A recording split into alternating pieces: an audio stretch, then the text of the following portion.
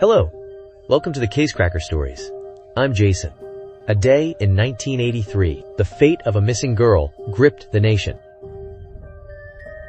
Her subsequent ordeal, and the sentence handed to her abductor. These sparked a wave of outrage across America. It led to a massive overhaul of the legal system. This is the infamous Girl in the Hole case. Midday, August 22nd, 1983, Sheridan, Colorado. A small town. 3-year-old Lori Poland. She was playing with her 5-year-old brother on their front lawn. Their father, Richard, was only a few feet away. He was watching the children while painting the fading exterior walls of their house. 10 minutes passed. The children were sweating from the heat. They asked their father for ice cream. Richard, a doting father, didn't refuse. He set down the paint bucket and went inside. He headed to the freezer.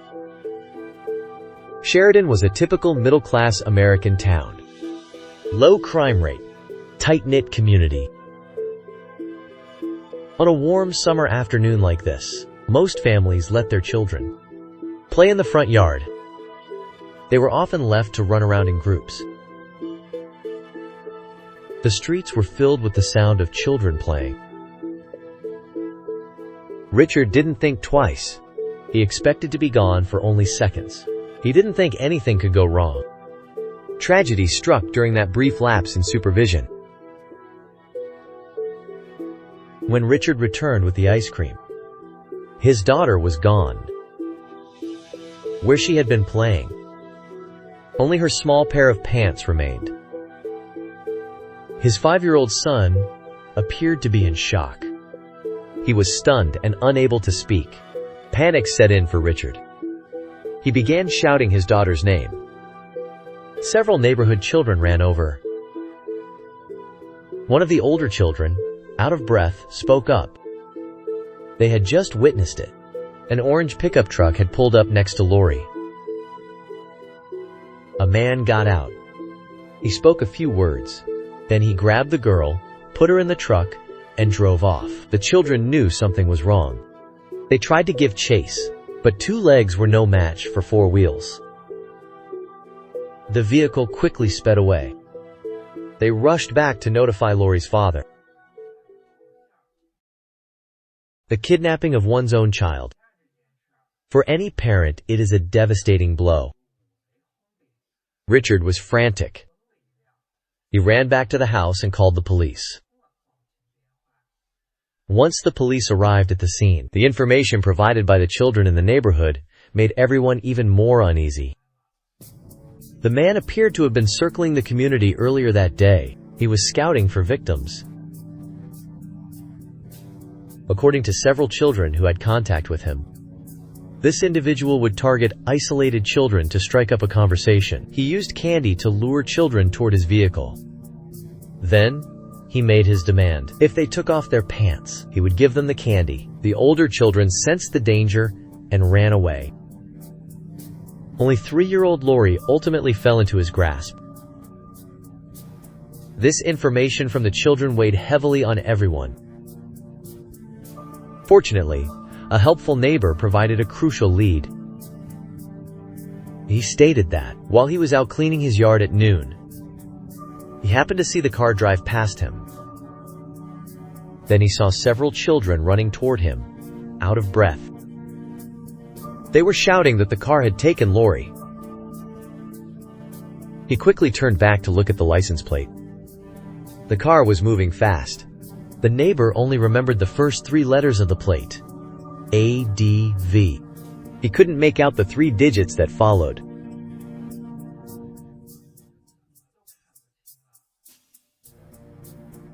If this happened today, combined with vehicle registration and police networking systems, and the security cameras installed at many homes, this data would be enough to quickly filter and identify the suspect. But it was 1983. Computers were a rarity. Networking was a non-existent concept. Relying on just 3 initials made it impossible to find information on that vehicle. The police could only follow procedure. On one hand, they organized personnel and volunteers. They began searching the surrounding neighborhoods, the woods, and the wasteland. On the other hand, they tried to broadcast this information through the media, appealing to the public for leads. Facing the cameras, Lori's mother wept, begging for her daughter to return home safely. After this emergency news broke, it caused a massive reaction in the surrounding communities. The influx of calls informed the police that this abductor had been active in the surrounding area for several weeks. The older children had almost all used word of mouth to warn each other about this predator. When one father learned from his son that a man was frequently loitering near the school, not only exposing himself to students whenever no adults were around, but also attempting to lure them into undressing with snacks and candy. He rushed to the school gates one afternoon. He happened to spot the man in the pickup truck talking to boys as they were leaving the school. The father let out a shout and prepared to charge and confront him. The suspect was clearly on high alert. Seeing the father approaching aggressively, he fled the scene immediately. According to the father's description, the man was of medium build, with dirty, unkempt, shoulder-length hair. Based on this description, the police obtained a composite sketch of the suspect's face and released it to the public immediately. At the time, everyone remained convinced Lori had only been missing for just over a day. Though she had been abducted, she was likely still alive. If they could just apprehend the man, she could be rescued. But subsequent facts proved they were far too optimistic. Only hours after being taken, Lori was already in extreme danger. Her life hung in the balance. On the afternoon of August 22nd, after forcing Lori into the vehicle, the man floored the accelerator and sped out of the town limits. He seemed experienced in evading police searches. After circling for a while, he turned onto a mountain road. Following deserted back roads for several hours, he entered an abandoned forest scenic area where almost no one visited anymore. On a hilltop within this area, a small cabin and restroom, once used by tourists, still stood. The man parked the truck next to the cabin. Once certain that only he and Lori remained, he turned a lewd and sinister smile toward the girl. What occurred over the following hours can only be described as horrific and staggering. It resulted in devastating physical and psychological trauma for Lori. But this was only the beginning of the nightmare. After satiating his depraved impulses, the man picked up Lori, who was drifting in and out of consciousness. He walked a few steps into the small shack. With cold-blooded cruelty, he used the opening of the toilet to throw the girl into the pit of the dry latrine. He then acted as if nothing had happened, leisurely leaving the shack and driving away. In his mind, the girl was already dead and would never be found. Fortunately, because the toilet was rarely used and had been abandoned for several years, there wasn't a massive accumulation of waste at the bottom. The depth only reached the girl's knees, which wasn't enough to pose an immediate risk of drowning. However, there was still a 4-meter drop from the surface to the bottom of the pit. The impact of the fall injured her foot. Enduring the intense pain, Lori stood back up, trapped underground, in a space that resembled a grave. She groped around in the pitch blackness and the stench, discovering various discarded items floating around her. Only 3 years old, driven by survival instinct, she used gravel, wood chips, and dead leaves she found, to pile up a small mound above the water level to sit on. Even as she huddled her body as tightly as possible, her feet inevitably made contact with the pungent wastewater. At this point, Lori's environment was filled with lethal traps. First was the wastewater formed by excrement and rainwater seepage, which contained chemical disinfectants used in dry toilets. These could enter through her skin and her open wounds, causing poisoning and horrific infections. In the space above her head, there was a heavy concentration of biogas generated by fermented waste. Inhaling it would cause someone to suffocate and lose consciousness, leading directly to drowning. Trapped in such a desperate situation, the countdown on Lori's life had begun. 2 days passed. Police efforts to track the kidnapper finally yielded a lead. A grandmother in a neighboring town called the police after seeing a television program reporting on the case. She stated that while visiting her daughter's home a month prior, she saw a pickup truck parked at the door. A man in the vehicle was attempting to lure her granddaughter closer. The old woman immediately shouted at him. She drove the man away. Her son-in-law, who rushed out upon hearing the commotion, made a point to memorize the vehicle's license plate, ADV 627. He wrote it down on a piece of paper. They reported the incident to the police at the time. However, the police did not take the report seriously. But today, the sketch she saw on the television was the same man from 1 month ago. After obtaining the specific license plate number, investigators finally confirmed the identity of the man.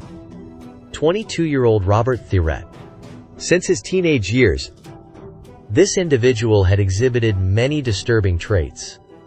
For example, he frequently engaged in inappropriate touching of other boys. A teacher had once searched his backpack and discovered female underwear inside. But because of his young age, those around him never treated these incidents with any real gravity. Consequently, he had no prior criminal record. Police immediately placed Robert under arrest. They conducted searches of both his vehicle and his residence. However, these locations had clearly been meticulously cleaned. Forensic teams were unable to find any useful evidence. Under interrogation, Robert flatly denied the kidnapping. He claimed he had never seen Lori, much less knew of her current whereabouts. Facing a suspect who was both uncooperative and psychologically stable, the investigation reached a temporary standstill. Meanwhile, death was inching closer to the small girl trapped underground. It was now the 4th day since the abduction. Lori had been trapped at the bottom of the dry latrine for over 90 hours. Ironically, the sweltering and extreme environment of the cesspit had become the key factor in Lori's survival up to this point. In the local mountain forests, temperatures dropped drastically after nightfall. If the unclothed Lori had been abandoned outdoors, she likely would have succumbed to hypothermia during the first night. Yet the foul conditions at the bottom of the pit were also slowly eroding the girl's life. Prolonged deprivation of food and water had forced her body into a state of extreme physical weakness. More terrifyingly, her legs, after days of continuous immersion in and erosion by the sewage, severe infection had already set in. Both legs were not only swollen, they had turned a terrifying shade of black. The discoloration had spread all the way to her lower abdomen. She developed a high fever. Her consciousness began to fade. If the situation continued to deteriorate, the small flame of her young life would be completely extinguished within a few hours. Desperate, Lori tried to recall a happier time, her mother helping her celebrate her birthday weeks earlier. But she realized with horror that she could no longer remember what her mother looked like. though her tears had nearly run dry over the last 4 days. With death now imminent, an overwhelming sense of fear and isolation caused the 3-year-old girl to break down into uncontrollable sobbing. And at that exact moment, a miracle occurred. From the opening directly above her head, a woman's startled voice suddenly called out, "What are you doing down there?" It was a miracle born of sheer coincidence. Earlier that same day, a woman named Cynthia had gone birdwatching in the mountains with her husband, Steve. Halfway up the mountain, Cynthia had an urgent need to use a restroom. Her husband checked the map and located this largely abandoned rest stop. He drove the vehicle over as Cynthia rushed into the restroom. She heard Lori's crying. After a moment of shock, she scrambled to find the source of the sound. Then she discovered Lori at the bottom of the pit latrine. When she cried out in shock, "What are you doing down there?" To that question, the girl at the bottom of the pit sobbed in response, "Because I live here." It was clear that the 4-day ordeal had fundamentally distorted the young girl's mental state. Cynthia stayed behind, talking to the girl continuously, urging her to hold on, while her husband, Steve, drove down the mountain at high speed to get help. The search for rescue began. Shortly after, an off-duty firefighter nearby arrived at the scene. After donning basic climbing gear, he descended to the bottom of the pit. He brought Lori up. The girl, missing for 4 days, finally saw the light of day. But the prolonged darkness and sleep deprivation had forced her into a state of acute stress. Even when she saw her mother at the hospital, she exhibited signs of extreme terror. In the eyes of the doctors, the condition of Lori's legs was even more concerning. As previously mentioned, due to the prolonged period of exposure to sewage and the chemicals within, both legs were severely infected. They had turned almost entirely black. Her heart, lung, and brain functions were failing. Based on prior medical experience, a patient in this state could only be saved through amputation. Fortunately, the girl's will to live was resilient, aided by high doses of antibiotics. Her condition improved after several days. Her legs were ultimately saved. Next came the punishment for the sadistic perpetrator.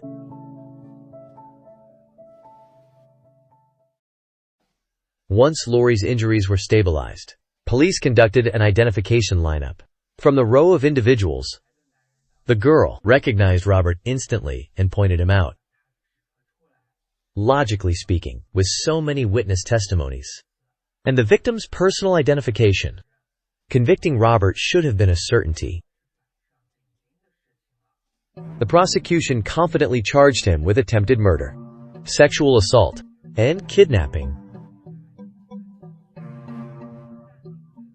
His sentence was expected to start at a minimum of 50 years. But unexpectedly, Robert's wife provided him with an alibi. Logically, even so, relying on the mountain of evidence and the testimonies, the prosecution had a high probability of crushing the defense in court. But for unknown reasons, they faltered at this critical stage. They proactively offered Robert a plea bargain. In the end, Robert only pleaded guilty to sexual assault. He was sentenced to 10 years in prison. Once the verdict was released, local residents were incensed. Numerous protests were organized, but the court stood by its decision. They even went as far as placing Robert in a high-security isolation cell to protect him from potential harm by other inmates. That was not all. After serving only 6 years, the court determined that Robert's good behavior met the criteria for early release. When the news broke, it triggered a massive public outcry. A prison psychologist publicly stated, that even while incarcerated, Robert had repeatedly placed harassing phone calls to Lori's family. His evaluation report concluded that Robert showed no remorse whatsoever, and the risk of recidivism was exceptionally high. Roy Romer, the governor of Colorado at the time, attempted to use an executive order to block the release process, but in the face of the court's ruling, he ultimately failed. By mid-1990, Robert regained his freedom. Furthermore, the court did not implement any supervision mechanism to prevent him from reoffending. Society condemned the outcome, yet many in the legal community celebrated, claiming it was a major victory for the spirit of the law and a shining example of defending civil liberties. You ignorant mob! You know nothing of law and justice.